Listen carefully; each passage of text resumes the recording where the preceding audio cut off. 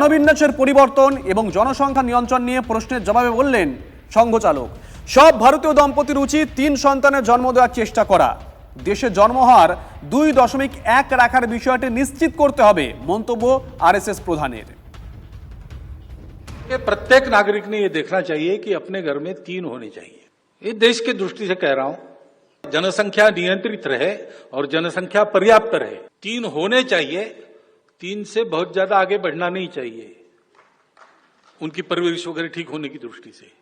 ये सब लोगों ने स्वीकार करने वाली बात है।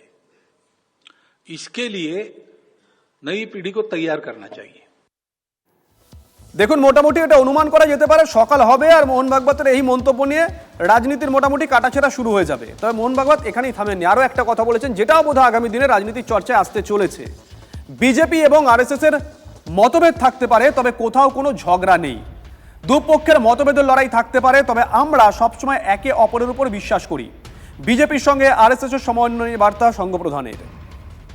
तो मतभेद के मुद्दे क्या है? मतभेद के कोई मुद्दे नहीं होते, इश्यूज में मतभेद होता है सबका।